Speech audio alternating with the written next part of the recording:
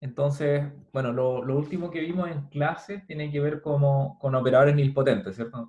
Quizás lo más importante que probamos era que los operadores nilpotentes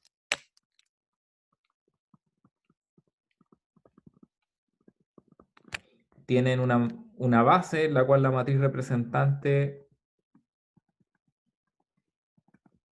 se ve así, ¿cierto? Era como ceros en la diagonal y triangular superior. Entonces está...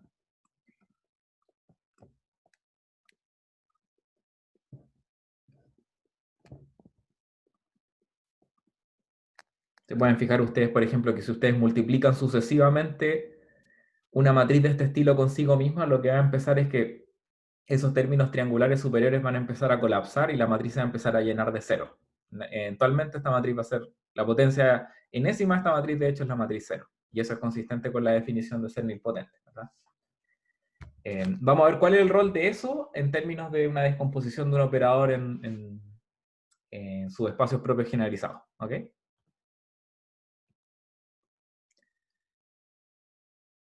Tarea 3 para el examen. ¿Ok? Sí, para el recuperativo podríamos liderar algunos ejercicios quizás, pero tengo que hablarlo con el ayudante. ¿Ok?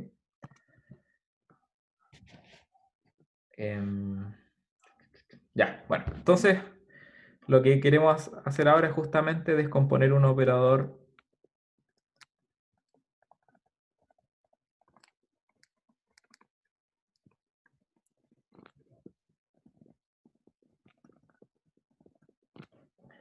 en invariantes. Eh, Esto lo hemos hecho de varias formas, pero los invariantes en particular que nos van a interesar en este caso van a ser los subespacios propios generalizados.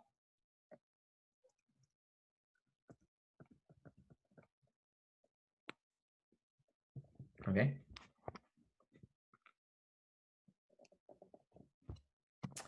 Entonces, vamos a ver una primera proposición que va a ser instrumental para las cosas que vamos a hacer.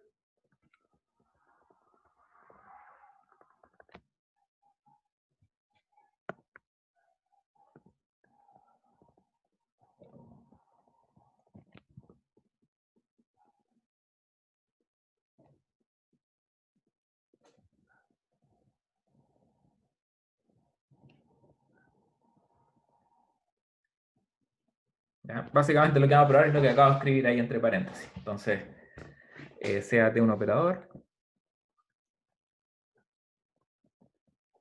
y P un polinomio.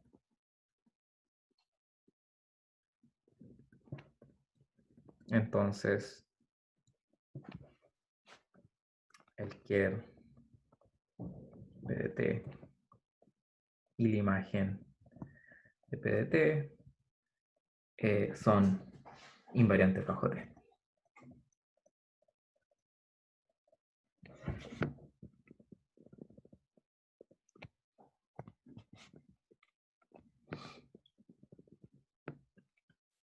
¿Por qué? Bueno, esencialmente la razón es algo que ya hemos hecho uso varias veces, que es el hecho de que un polinomio, o sea, un operador conmuta con todos sus polinomios, ¿verdad? Si yo tengo así como P de T por Q de T, donde P y Q son polinomios, esto es igual a Q de T por P de T. Entonces la propiedad de invarianza se va a heredar por aplicación de un polinomio arbitrario. ¿Okay? Lo vamos a ver al tiro, pero es como va a explicar por qué esta demostración, o sea, por qué esta proposición es un resultado esperable.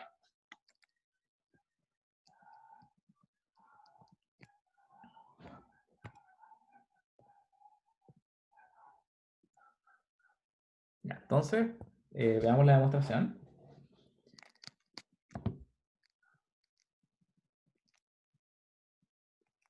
Sea, primero vamos a probar que el ker de PDT es un subespacio invariante, así que vamos a tomar un B en el ker de PDT. Eso por definición implica que PDT aplicado a B es igual a 0, ¿verdad? Y lo que queremos demostrar es que T de B pertenece al ker de PDT. Así que lo que hay que hacer es solamente evaluar P de T en T de B, ¿verdad? Ahora, esto se puede ver como había dicho antes, como un producto de dos polinomios de T, el polinomio P por el polinomio identidad. Y estos conmutan. Entonces puedo dejar aquí T aplicado a P de T aplicado a B. Y yo sé que esto es 0 por hipótesis. Así que esto me da 0. T de 0 igual 0. ¿Ok? ¿Hay alguna pregunta?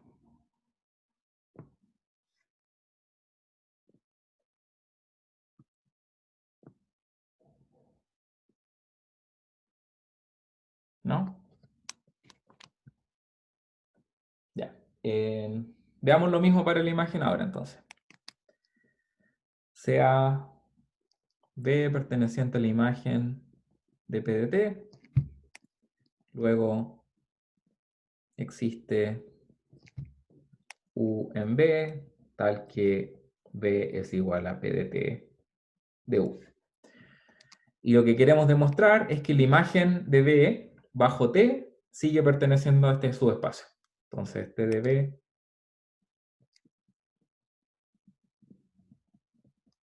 y esto es la misma lógica de antes. Entonces, digamos, por ejemplo, lo que voy a demostrar es que T de B, de hecho, hagámoslo al tiro, no es necesario complicarnos tanto. Entonces, T de B es igual a T de P de T de U, ¿cierto?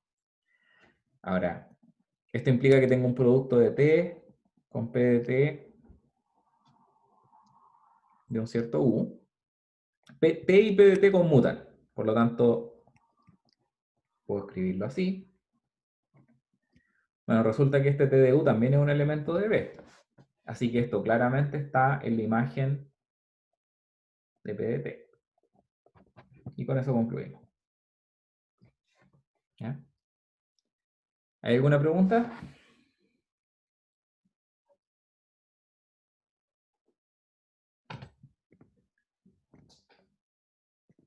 ¿No? ¿Se entendió el argumento?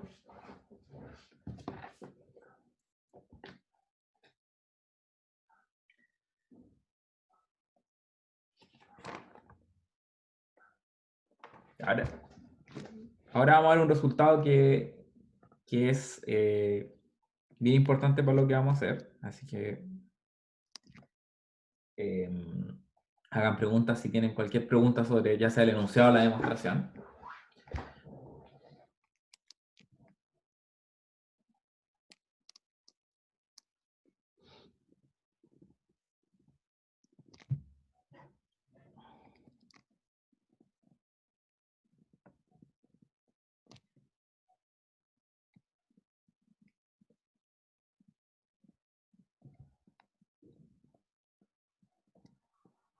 Entonces, cuando teníamos un operador que era diagonalizable, nosotros podíamos descomponerlo en los subespacios propios, ¿verdad?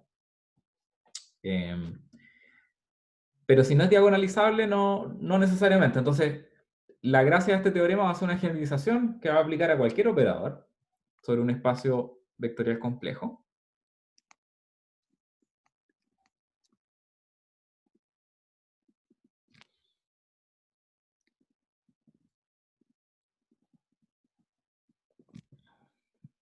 Entonces vamos a tomar un operador y vamos a decir sean lambda 1, lambda m, todos sus valores propios, todos los valores propios, distintos, ¿ok? No estamos contando con multiplicidad acá, de t. Entonces, primero, B se descompone como suma directa de los subespacios propios generalizados.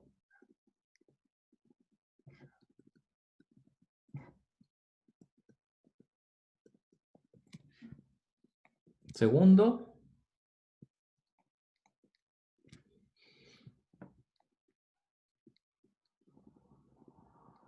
Cada subespacio propio generalizado es invariante bajo T.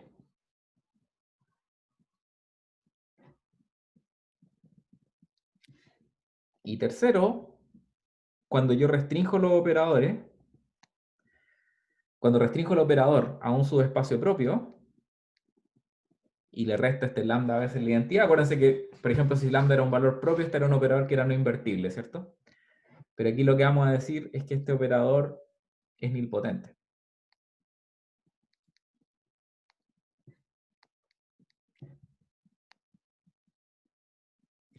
¿Ya?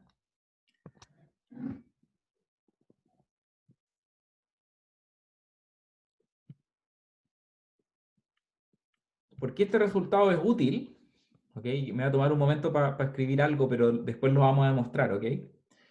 Es que, acuérdense, o sea, a ver, si yo tomo el operador T y lo logro descomponer de esta manera, ¿cierto? Tengo estos subespacios invariantes. Acuérdense que cuando yo tengo un subespacio invariante, yo puedo restringir el operador y me queda un operador, ¿verdad? Me queda algo que actúa de ese subespacio en sí mismo.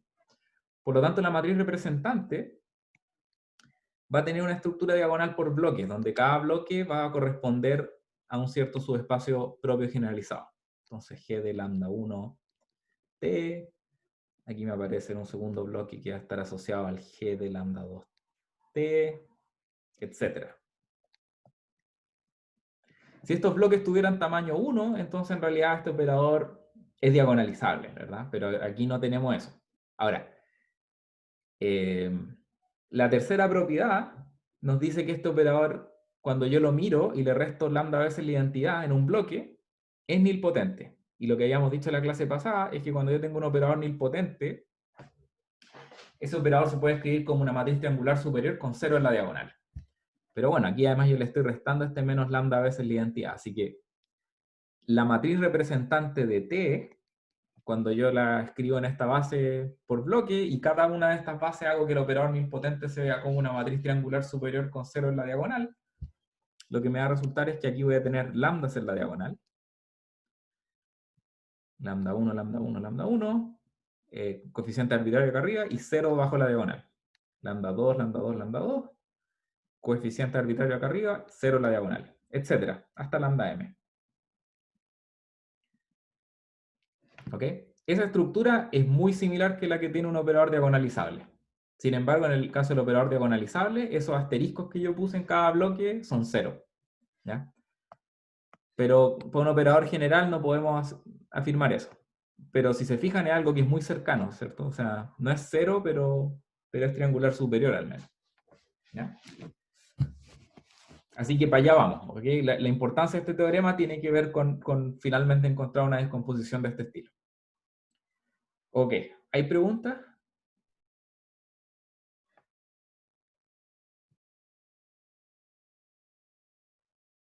Sí, no sé qué pregunta responde sí, pero... Ah, sí se entendió, probablemente. Pero, insisto, no sé si hay alguna pregunta ahora con respecto a este teorema de descomposición.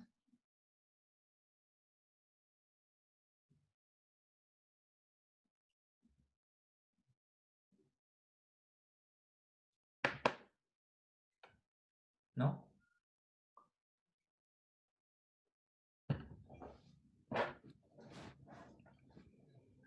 Bueno, si no la hay, entonces voy a comenzar con la demostración.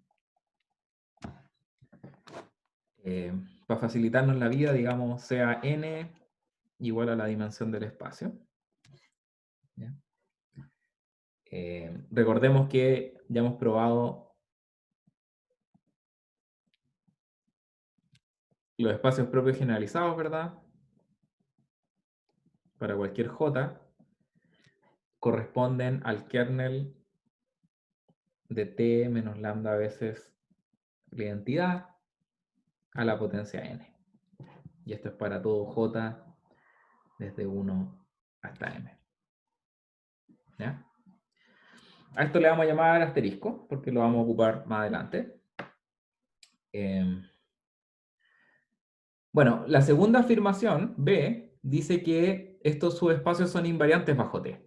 Y lo que probamos al principio de la clase es que cuando yo tomo el kernel de un polinomio de T, eso es un invariante bajo T. Entonces, juntando esas dos piezas, o sea, básicamente lo que vamos a decir es B se tiene, dado que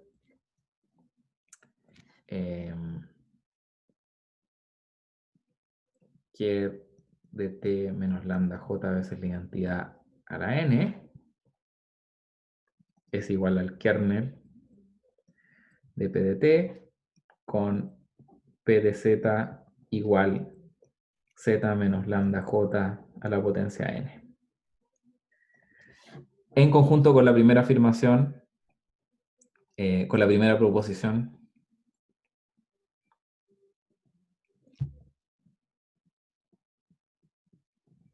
probada en clase. ¿Ya? Entonces, claramente, estos subespacios propios generalizados son subespacios invariantes, bajo T, ¿ya? Por esta afirmación que probamos al principio de la clase. ¿Ya?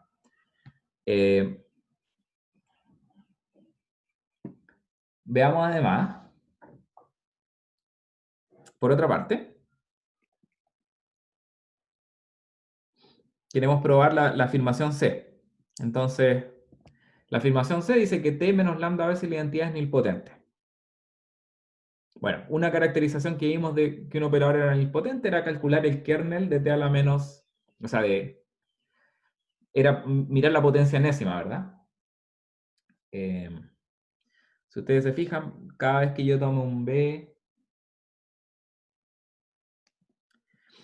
en el subespacio propio asociado a lambda j, y yo miro el operador T menos lambda j veces la identidad a la potencia enésima de este B, esto me da igual a cero, porque esto es nuevamente por asterisco, ¿verdad? El subespacio propio generalizado es igual al kernel de la potencia enésima de T menos lambda j veces la identidad.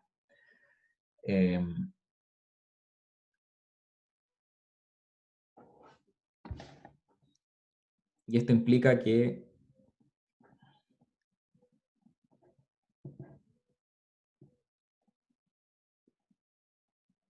y esto prueba C.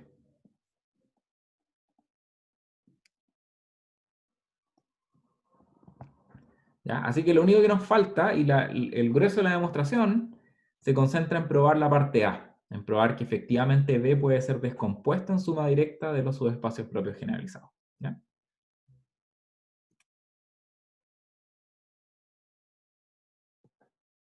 ¿Hay alguna pregunta hasta ahora?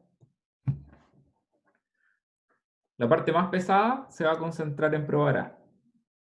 ¿Ya?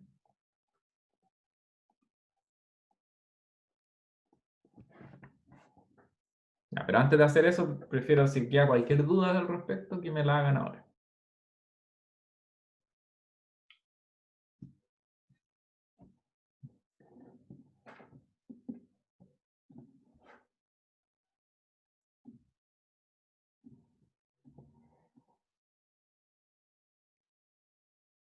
¿No hay pregunta?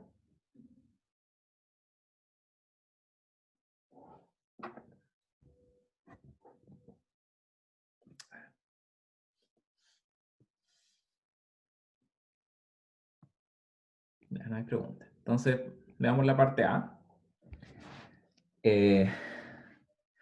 Al igual que como lo hicimos cuando diagonalizábamos operadores diagonalizables, o que para el teorema de diagonalización, lo que vamos a hacer es una inducción en la dimensión. Entonces, lo probaremos por inducción.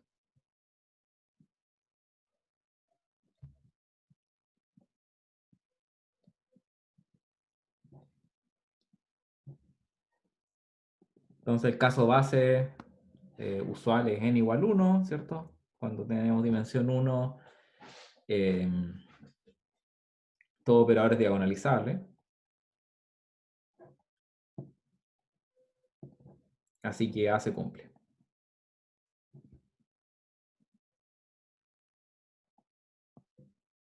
¿Sí? No hay mucho que decir porque en realidad va a haber solo un subespacio propio generalizado que es el 1 y fin de la historia. No hay, o sea, no hay una suma directa porque hay solo un término. Y ese subespacio propio surge por el hecho de que todo operador es diagonalizable. En cualquier dimensión, no solamente en dimensión 1.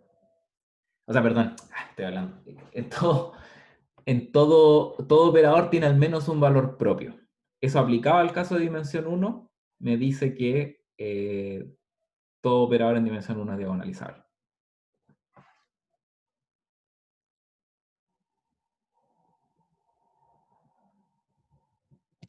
¿Ya? La parte interesante, obviamente, es cuando necesitamos aplicar el paso inductivo. Entonces, vamos a decir sea n más 1 igual a la dimensión de B, y suponemos que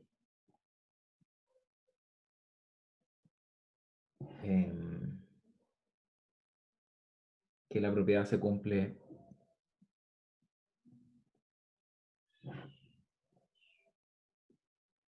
para todo su espacio,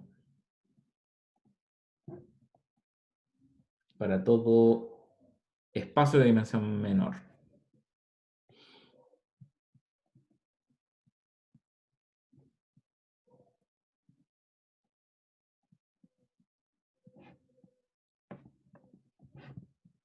Obviamente la dimensión tiene que ser mayor o igual que 1.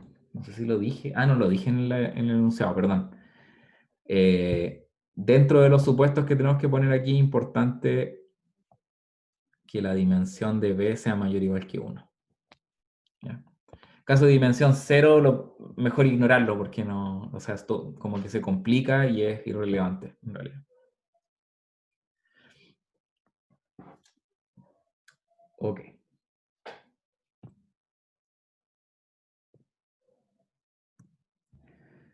Ya. Entonces vamos a partir con lo de siempre. Siempre tenemos un valor propio, ¿ok? Entonces, como nuestro cuerpo de referencia C, siempre existe un valor propio,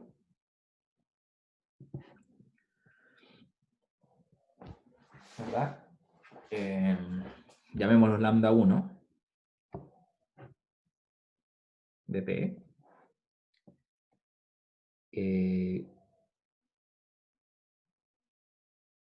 Tomemos ese valor propio. Entonces tomemos ese valor propio, sea además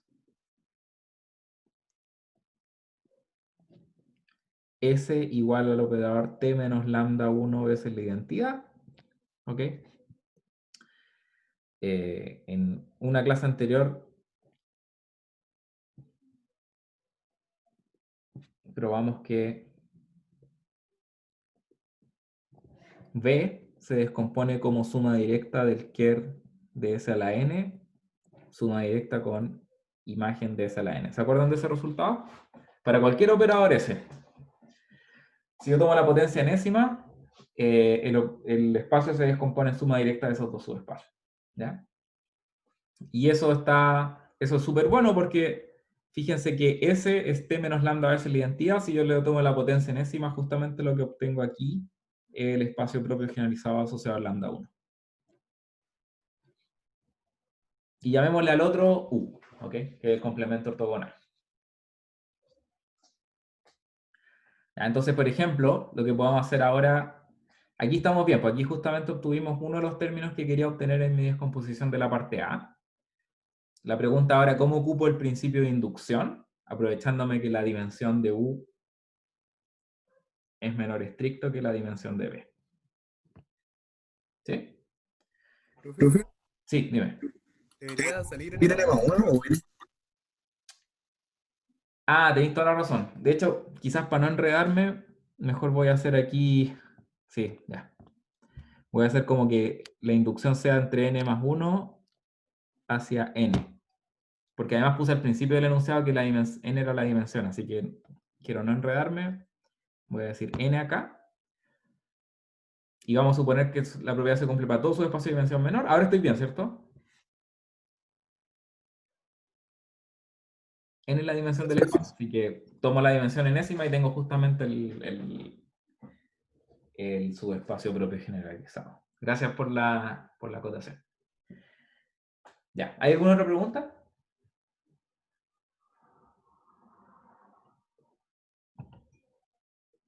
Ok, entonces ahora todo se va a concentrar, nuestro objetivo ahora es descomponer T en el subespacio U, ¿verdad?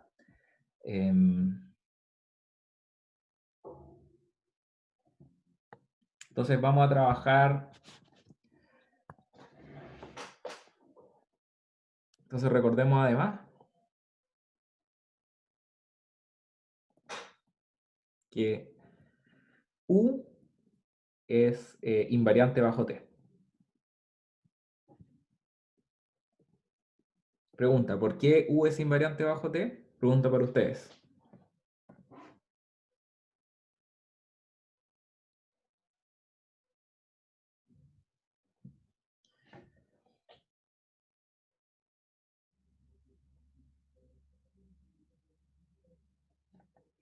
U es igual a la imagen. ¿Alguien puede decir? Es la imagen de un polinomio, correcto. Gracias.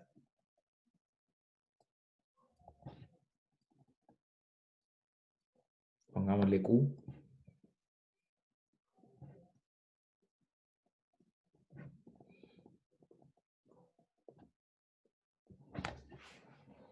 Y eso más, eso más proposición del principio de la clase.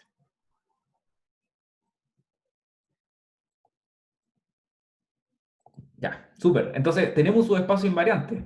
Acuérdense, cuando tenemos un subespacio invariante, siempre podemos mirar, vamos a estudiar el operador T restringido a esa invariante, que va de U en U. ¿Verdad? U tiene dimensión menor estricto que B, así que le puedo aplicar la hipótesis de inducción. Por hipótesis de inducción,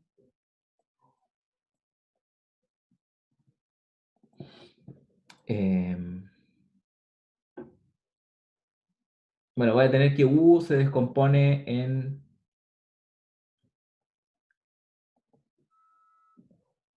suma directa de los subespacios propios generalizados de T restringido a U. Ahora, aquí como que inmediatamente hice un poco de trampa porque me saqué de la figura el lambda 1. ¿Ya? Pero voy a explicar por qué puedo hacerlo. Donde lambda 2 hasta lambda m son los valores propios distintos de lambda 1 para t. ¿Por qué puedo ignorar al lambda 1? Entonces,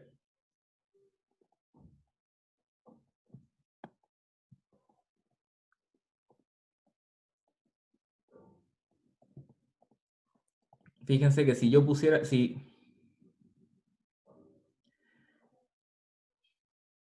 ¿cuál es el subespacio propio generalizado asociado a lambda 1 cuando yo tomo t restringido a u? Bueno, esto va a ser igual al kernel de t restringido a u menos lambda 1 veces la identidad a la potencia n, ¿verdad? T,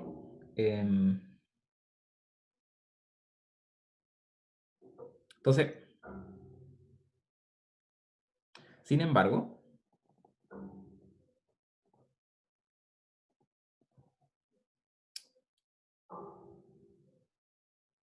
si B es tal que satisface la siguiente ecuación.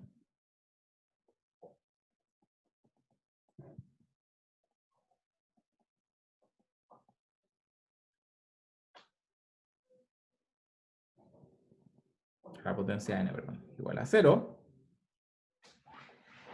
Dado que U es un subespacio invariante, esto me va a decir que... No, y dado que... Sí, me va a decir que t menos lambda 1 veces la identidad de b a la potencia n igual a 0. Y eso me va a decir que b pertenece al espacio propio generalizado asociado a lambda 1. Y ese, fíjense que nosotros ya lo sacamos de... ¿Sí? ¿Verdad? Porque esto es igual al complemento ortogonal de U. Así que esto es igual a 0. Y voy a poner aquí dado que. ¿Ya? Es más o menos obvio, ¿cierto? Porque si, como yo saqué del complemento ortogonal el subespacio propio generalizado asociado al lambda 1, no debería aparecer como lambda 1 no es un valor propio de T restringido a U. ¿Ya? Y no lo es porque en realidad la parte que correspondía al kernel de T menos lambda veces identidad, no, o sea, es complemento ortogonal de U. ¿Ya? Eso. Y la otra pregunta que nos queda es ¿por qué ser valor propio de T restringido a U implica ser valor propio de T? ¿Verdad? Porque esa es la otra, es el otro salto aquí que hice en esta descomposición de aquí. Fíjense que estoy diciendo lambda 1 hasta lambda m son los valores propios para T, no para T restringido a U, ¿verdad? Entonces tenemos que hacernos cargo de esa sutileza. Ahora, ¿por qué eso es así? Nuevamente es la misma razón. Si yo dijera kernel de T restringido a U menos lambda veces identidad igual a 0, dado que U es un subespacio invariante,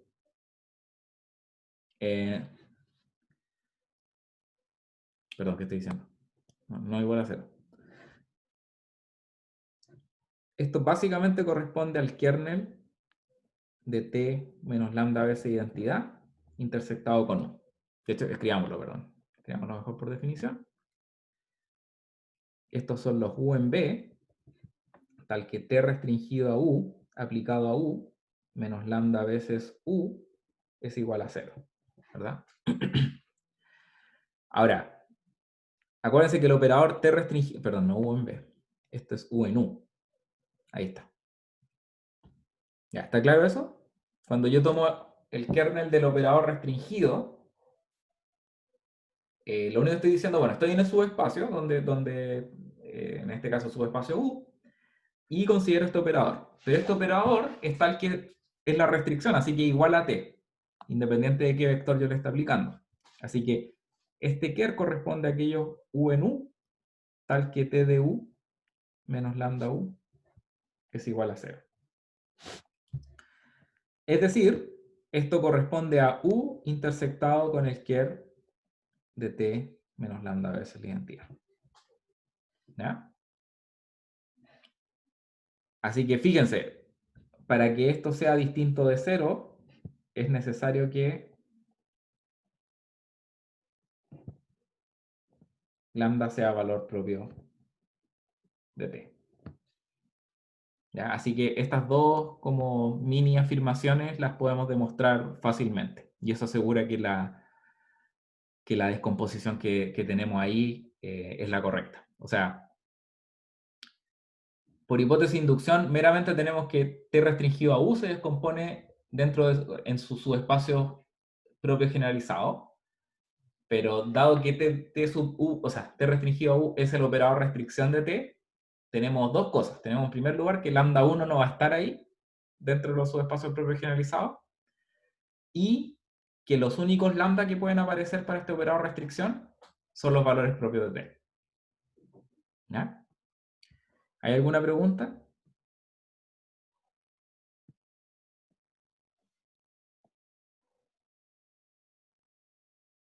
¿No? ¿Está fácil esto?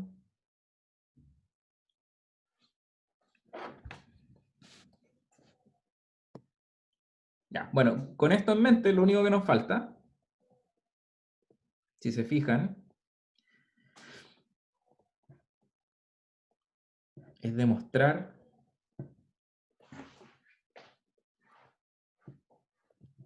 que cada subespacio propio generalizado asociado al operador restricción en realidad es el subespacio propio de T. Y esto es para todo K entre 2 y N.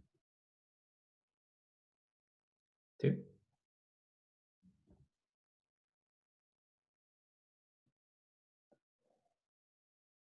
Está claro, ¿no? Con esta afirmación terminamos la demostración.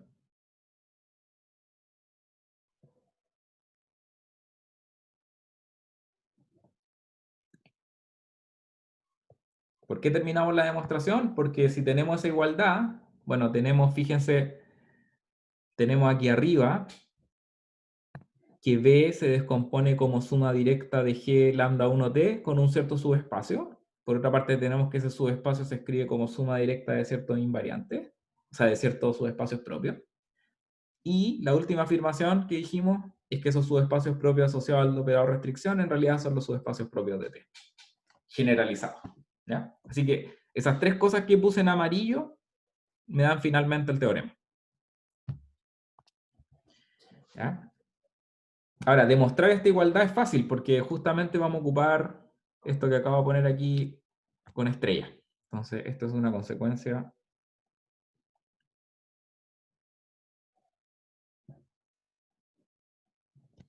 Quiero hacerlo así. No, la verdad es que esto es más útil para el espacio. Ya, no, creo que lo voy a hacer de otra manera. ¿Okay? Creo que se puede igual, pero va a ser sería un poquito más enredado hacerlo ocupando estrella. Así que mejor probemos las dos inclusiones.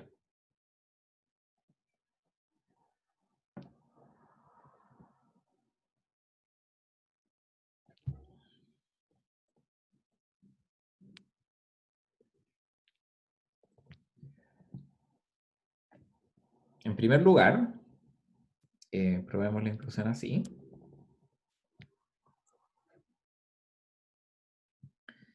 Si B pertenece al espacio propio generalizado de lambda k t restringido a U, entonces, bueno, y esto es igual al ker de t restringido a U menos lambda veces la identidad. ¿Hay una pregunta? ¿No?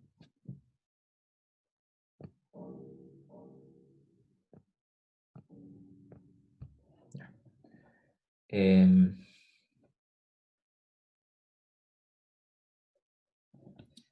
Entonces, tenemos que t restringido a U menos lambda k veces la identidad a la potencia n de B es igual a 0, ¿verdad? Ahora, como les dije, el operador restricción es igual al operador. Y dado que estamos en un subespacio invariante, todas las potencias, o sea, este t restringido a U se evalúa como t nomás. ¿Ya? Y eso implica entonces que B pertenece al espacio propio generalizado de T. Esa es la implicancia fácil. ¿Ok? Para la otra implicancia, o sea, para la otra inclusión, lo que vamos a hacer es decir, ya, entonces C ahora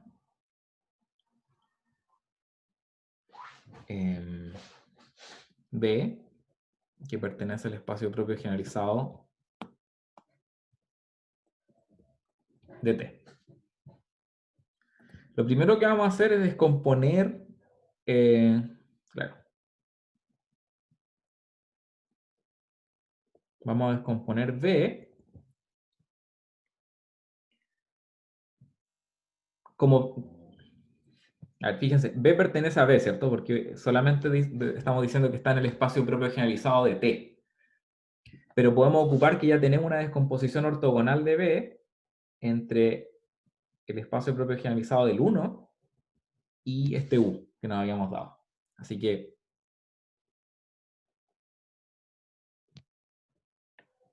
donde, y acuérdense que esa descomposición es única, donde B sub 1 pertenece al espacio propio generalizado de lambda K, perdón, lambda 1, T, y U pertenece a U. ¿Ya? U, vamos a ocupar la hipótesis de inducción, o más bien vamos a ocupar esto, que le voy a llamar cuadrado,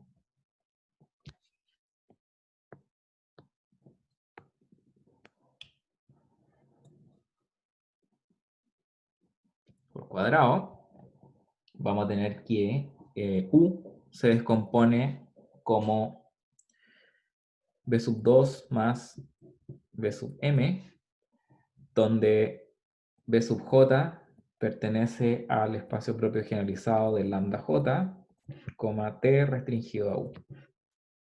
Y ya probamos anteriormente que esto está contenido en el espacio propio de lambda j asociado al t.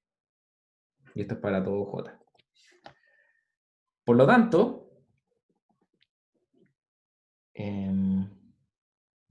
B, claro, B es igual a B sub 1 más B sub 2 más, etcétera, B sub m, ¿verdad? Ya tenemos una descomposición donde cada B sub j pertenece al espacio propio generalizado del lambda j, incluyendo el B sub 1. Ahora, B por hipótesis pertenece al espacio propio generalizado al valor propio lambda k. Así que lo que puedo hacer es tomar aquí este B sub k que está entre medio y pasarlo para el otro lado. B menos B sub k va a pertenecer al espacio propio asociado al lambda k, y todos los otros términos que están acá, que son, lo voy a poner así, es la sumatoria de i o de j distinto de k de b sub j. Esto que está aquí pertenece a la suma directa de los j distinto de k de los g lambda j t. Como estos subespacios son complementarios, complementario me refiero a decir que están en suma directa, ¿sí? Y tengo una igualdad. Acuérdense que cuando tengo dos espacios que están en suma directa y tengo la intersección tiene que ser cero, ¿verdad? Así que eso implica que B sub j es igual a 0 para todo j distinto de k. En particular,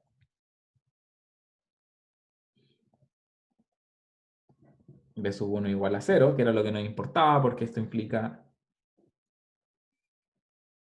que B pertenece, perdón, B es igual a U y pertenece a U. ¿Por qué nos conviene eso? Es porque eso finalmente dice que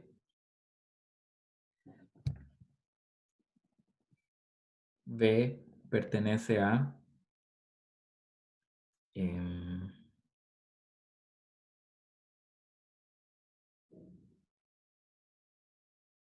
perdón, no.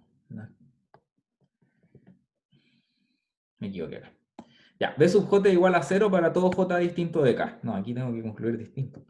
Eso implica que todo lo que está en el lado de acá es 0, y por lo tanto B es igual a B sub k, y B sub k pertenece al espacio propio generalizado asociado al valor propio k, que era la inclusión que queríamos demostrar. ¿Sí? Partimos con esto y concluimos esto. No, perdón. ¿Qué estoy diciendo? No, es algo más fuerte. Fíjense, cuando tenemos aquí esta afirmación, la conclusión no solamente es que BK está en el subespacio propio asociado a T, sino que en el subespacio propio, o sea, asociado a la restricción. Lo voy a dejar en rojo para que quede bien claro. Y ahí sí.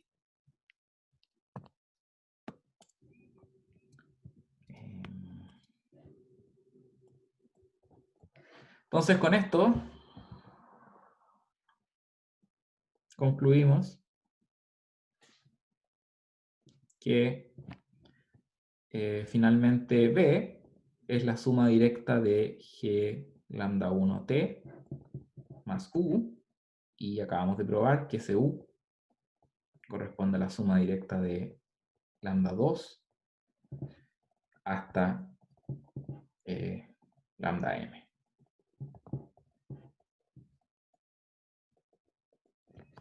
Ya, disculpen ahí, me enredé un poquito, pero ¿quedó clara la demostración? Profe, cuando dice son comentarios que quería decir ahí, Que están en suma directa. Acuérdate que una afirmación que probamos era que todos los subespacios propios generalizados asociados a valores propios distintos están en suma directa. claro, Análogamente como ocurre con los espacios propios nomás, ¿verdad?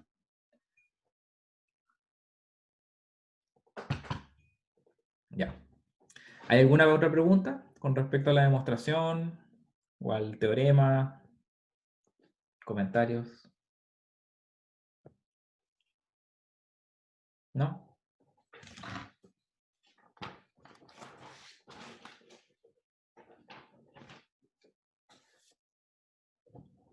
¿Ya? Entonces, como les decía, nuestro interés es llegar a una descomposición como la que dibujé acá, ¿ya? Que es una descomposición diagonal por bloques, con bloques que son triangulares superiores y que contienen en la diagonal los valores propios. Entonces, vamos a ir hacia allá, ¿ok? Ya, un corolario que se deduce de este resultado es que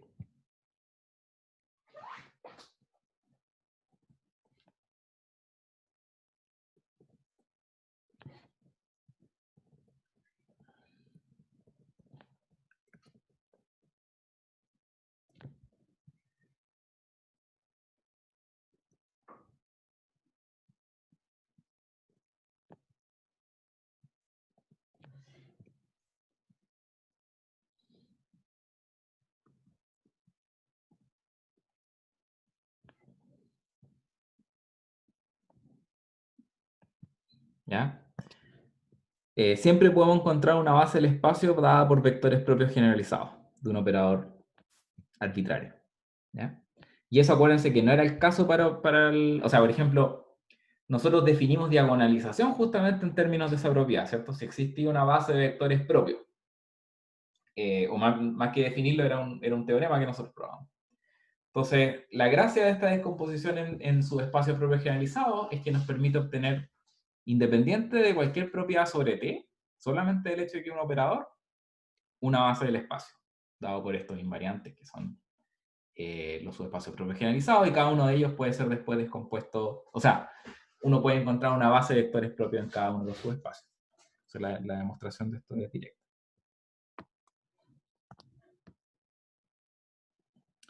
Usar, creo que este era un teorema, dijimos.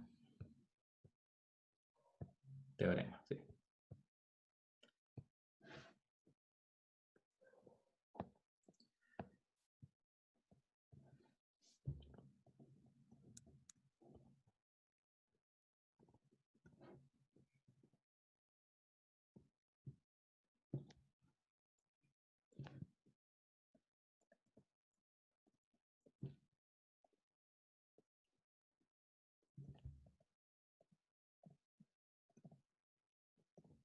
Listo. La demostración es directa. ¿Hay alguna pregunta?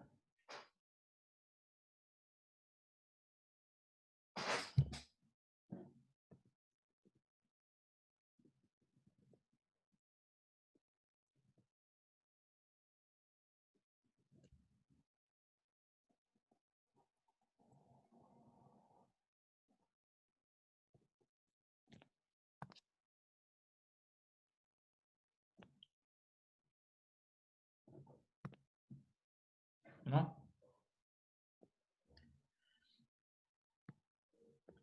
Ok. Entonces, vamos a la definición.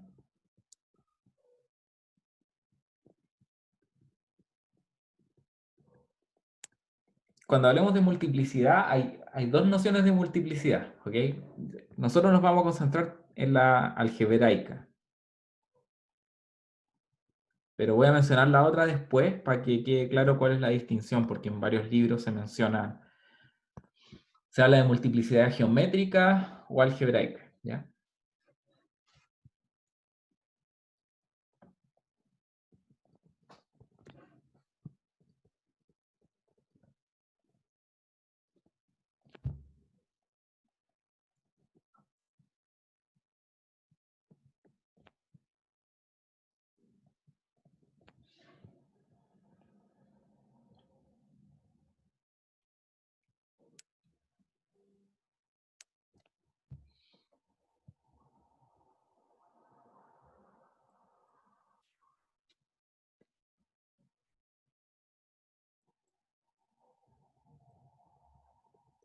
¿ya? La multiplicidad algebraica, ¿ok? Pero voy a omitir quizás el término algebraico en algunas partes.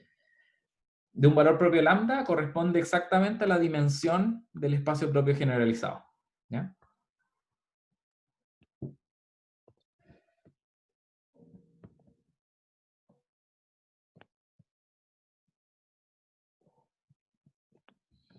Entonces,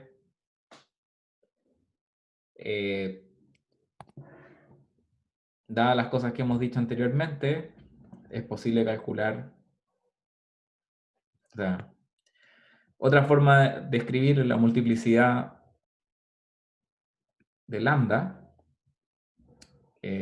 puede ser como la dimensión del kernel de t menos lambda veces la identidad a la potencia n, donde n es la dimensión del espacio.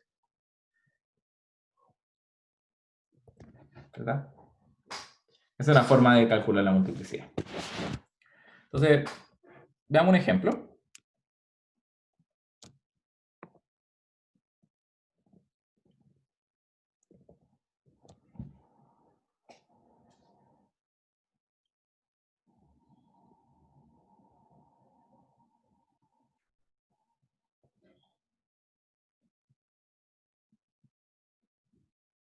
Consideramos un operador de esta forma.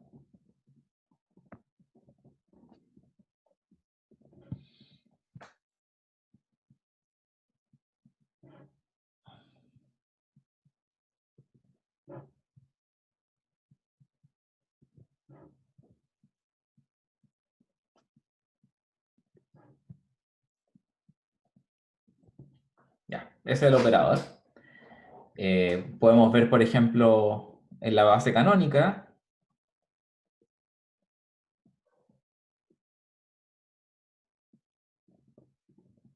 la matriz representante de este operador T, llamémosle sea la base canónica en AP3, o sea, en C3,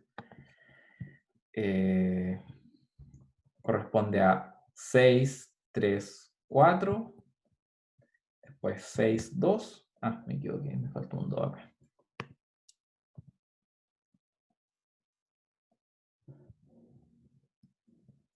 Y 7. Pregunta para ustedes, ¿cuáles son los valores propios de T?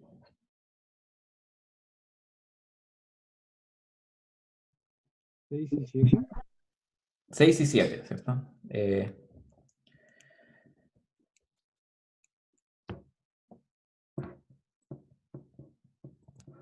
¿Ya? Ahora, veamos cuál es el espacio propio asociado al valor propio 6. O quizás el más fácil primero el 7, ¿verdad? ¿Cuál es el espacio propio asociado a 7? Si alguien me puede decir así al ojo.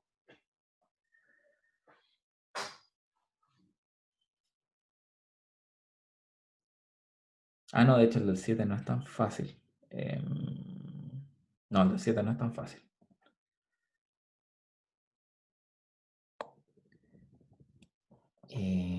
No, el que... A ver. Sí. ¿Cuál es el espacio propio asociado al 6? No el generalizado, el espacio propio nomás. Entonces aquí hay que decir cuáles son los Z1, Z2, Z3, tales que, ¿verdad? 6Z1 más 3Z2 más 4Z3 es igual a 6Z1. 6Z2 más 2Z3 es igual a 6Z2. Y 7Z3 es igual a 7, o sea, perdón, a 6Z3. ¿Queda claro ahí cuál va a ser el subespacio propio?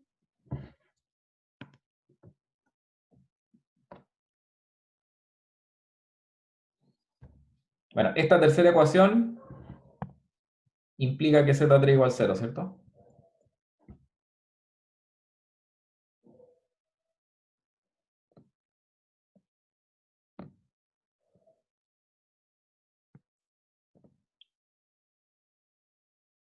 Después, ¿cómo seguimos?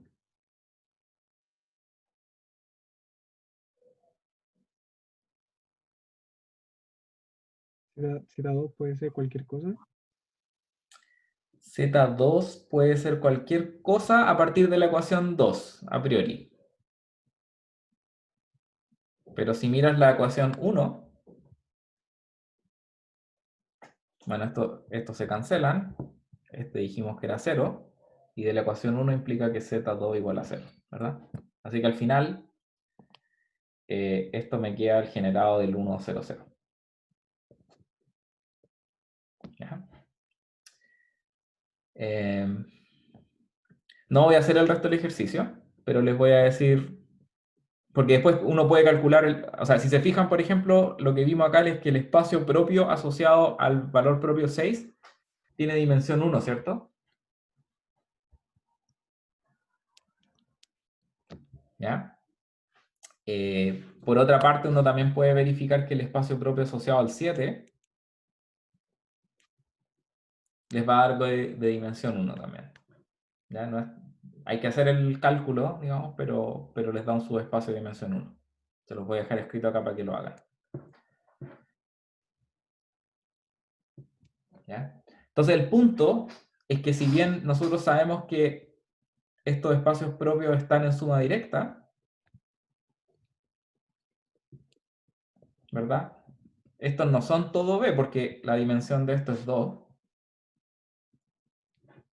y la dimensión de esto es igual a 3. Así que por algún lado algo está faltando, ¿verdad? El punto es que si uno mira los espacios propios generalizados, uno obtiene más información. Entonces, aquí el ejercicio que tienen que verificar.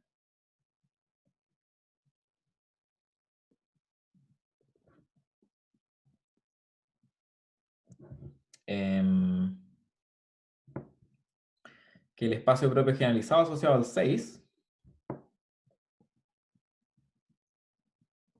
tiene esta forma. ¿Ya? Eso es más o menos fácil de ver al ojo. Si ustedes se fijan, cuando ustedes ponen coeficientes nulos en la tercera coordenada, eso es un subespacio invariante para t. ¿Ya? Así que les pido que lo hagan para desarrollar intuición. Y una vez que tienen eso, ahora sí, B va a ser la suma directa de los subespacios propios generalizados. El subespacio propio generalizado al 7 es igual al espacio propio, porque si se fijan ya no hay más dimensiones, o sea, ya agotamos las dimensiones del espacio.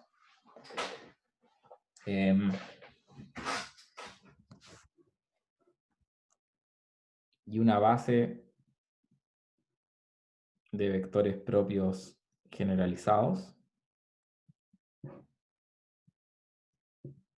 es, por ejemplo, 1,0,0, 0,1,0 y este 10,2,1. ¿Ya? Así que eso les pido que verifiquen los detalles de este ejemplo. ¿Ya?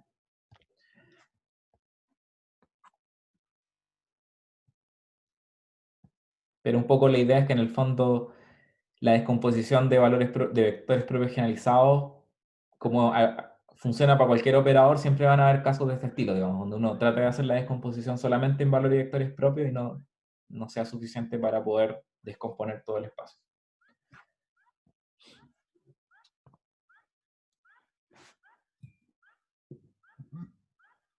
Ya. Un corolario del resultado anterior que vimos, del teorema,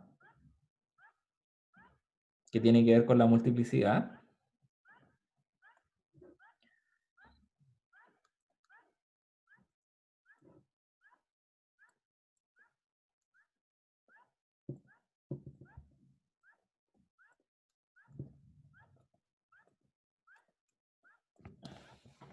Esto se ve bien en la pantalla.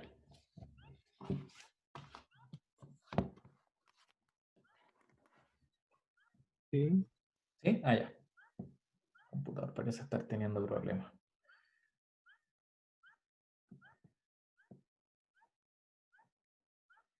Ya, entonces consideramos un espacio vectorial finito dimensional complejo, un operador,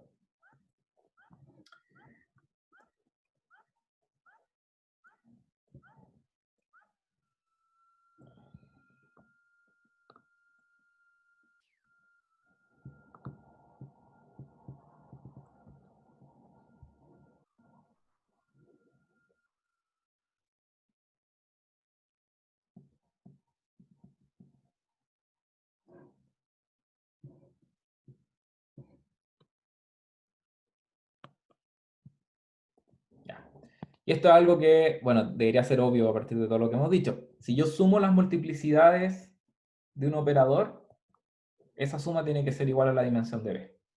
¿Ya? Esto es una consecuencia directa del teorema que demostramos antes de la clase. Uno simplemente tiene que decir, bueno, B es la suma directa de los espacios propios generalizados. ¿Verdad? Y como, acuérdense, cuando yo tengo sumas directas, la dimensión de una suma directa es la suma de las dimensiones. Por el hecho de que la suma es directa. Y con eso estamos listos.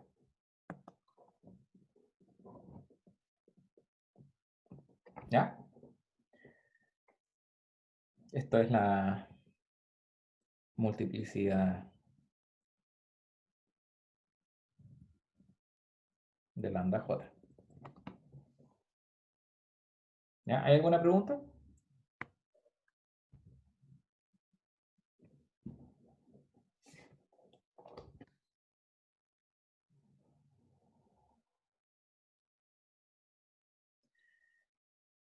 Ya, entonces, un comentario final, o sea, no final de la clase, sino que final en relación al tema de multiplicidad, es, como le había dicho antes, la multiplicidad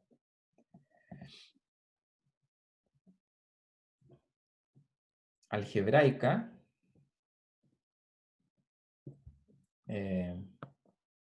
versus la multiplicidad geométrica. O sea, de hecho, esto tiene que ver con cosas que mencionamos antes en el curso, cuando hablábamos de que había multiplicidad de valores propios, era porque el subespacio propio tenía dimensión mayor a 1, ¿verdad? Pero aquí estamos hablando, en este capítulo estamos hablando de un fenómeno más general, que es que la dimensión del espacio propio generalizado la contamos como la multiplicidad. Entonces, por eso digo la multiplicidad algebraica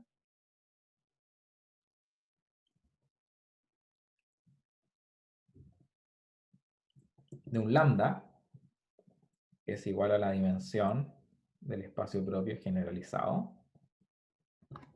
de T, que a su vez podemos decir que es la dimensión del kernel de T menos lambda veces la identidad a la potencia dimensión del espacio, ¿verdad? Por otra parte, como le decía en algunos libros, e incluso antes en el curso cuando hablábamos de multiplicidad de valores propios,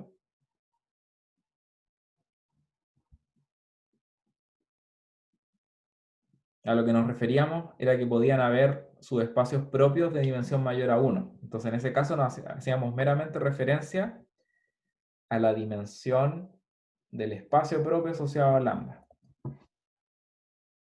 ¿Ya? Y el punto del ejemplo anterior,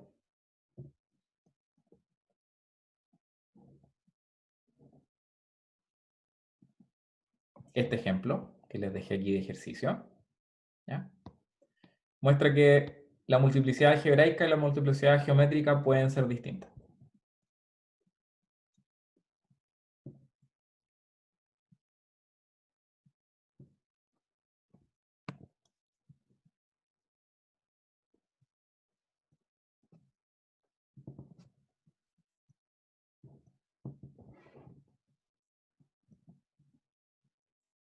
Y al igual que hemos dicho antes, el caso donde todo es bueno y fácil, digamos, es cuando el operador es diagonalizable. En ese caso, ambas multiplicidades coinciden, ¿ya?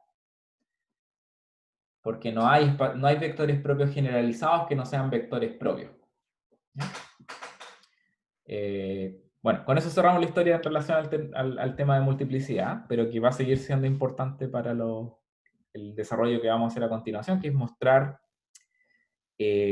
cómo un operador puede ser descompuesto o puede ser representado con una matriz representante que es diagonal por bloque. ¿Ya? Profe, ¿Sí? en la multiplicidad geométrica, ¿cuál se supone que es la intuición geométrica detrás? O sea, supongo que lo que le da el nombre de geométrica.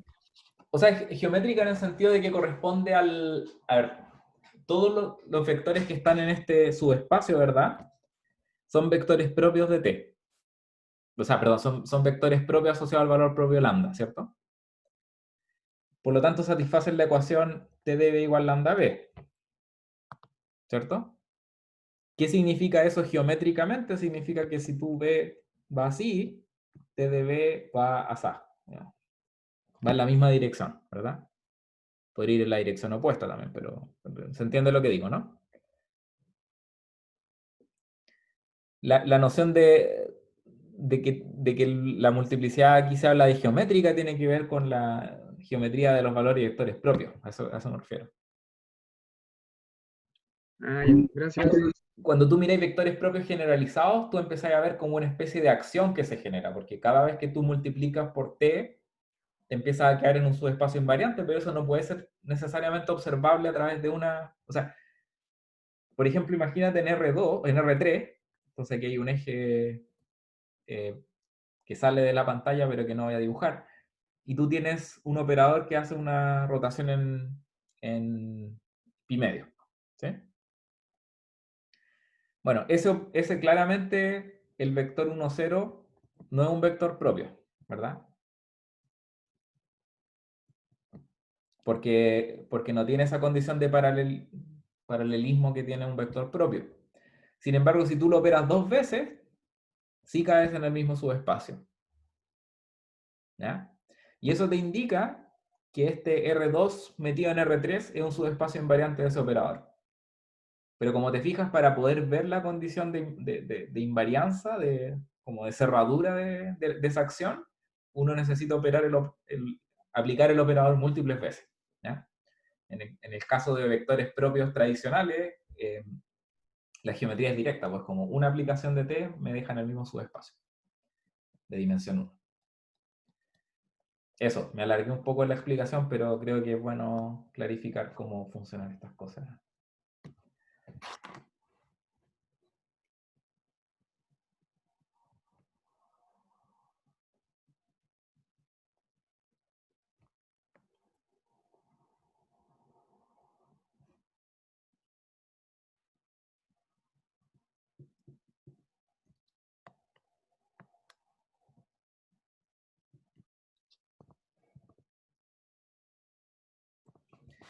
Ya.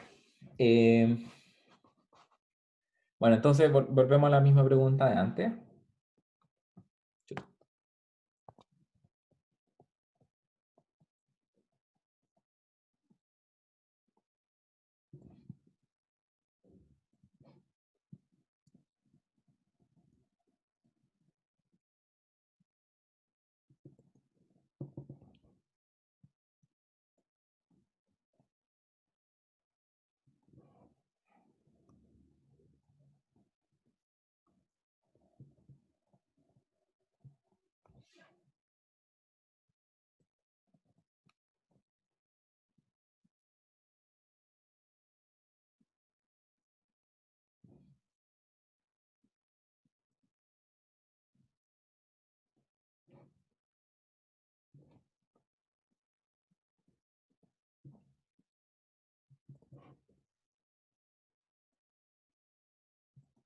Ya, entonces queremos buscar lo más cercano posible a una diagonalización, ¿ya? Y la noción en este caso va a ser de matriz diagonal por bloques.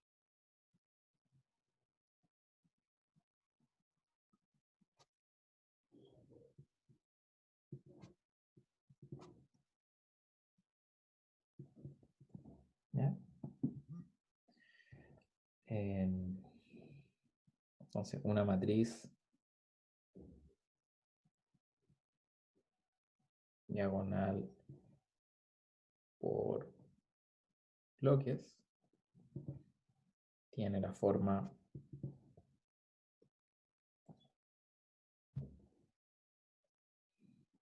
A sub 1, A sub 2, etcétera, A sub m, ¿ya? Y fuera de eso es 0 en todas partes.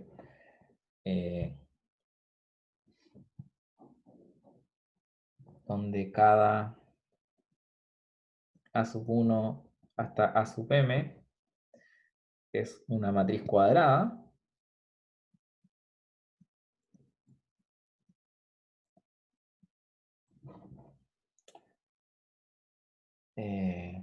a través de la diagonal.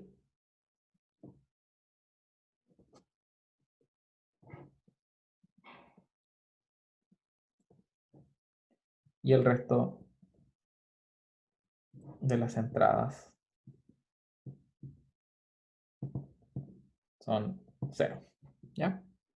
Entonces aquí tienen que pensar que aquí va pasando la diagonal. Como estas matrices son cuadradas, yo puedo hacer que la diagonal pase como perfectamente por todos los bloques, ¿verdad?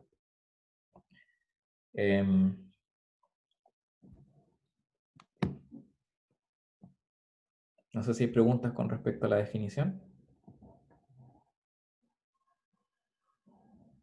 Matrices cuadradas de cuánto por cuánto. Cualquier tamaño.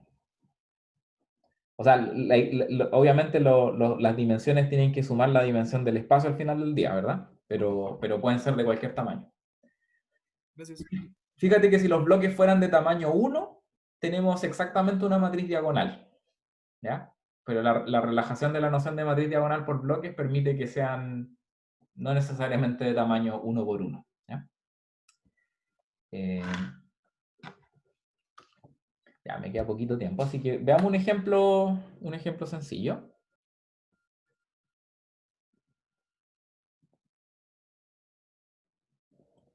Entonces, digamos que esta es mi matriz A.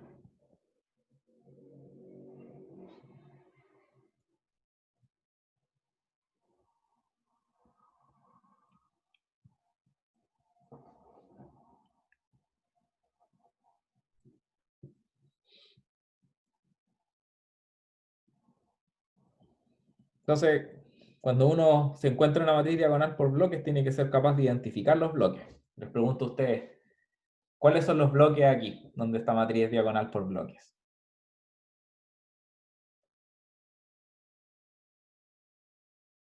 Uno siempre podría decir, bueno, esta es una matriz de un gran bloque de tamaño 5 por 5, pero la gracia es encontrar como bloques más chicos, ¿verdad? Entonces uno Profe, podría... pero me ¿Sí? quedó la duda. Todas las matrices, esas son como todas como como pueden ser de distintas Pueden dimensiones. ser O de sea, distintos tamaños, sí. ya. Sí. Aquí de hecho lo son, si te fijas, porque esta matriz es de 5 por 5, así que no puedo dividirla. Los bloques son así, ¿verdad?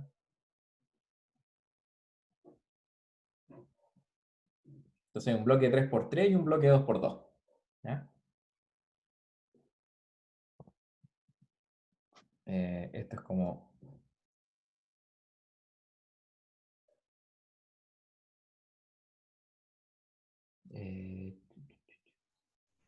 Profe, pero ¿por qué no se puede hacer un bloque donde esté el 4 solito y después el 2 menos 3, 0, 2?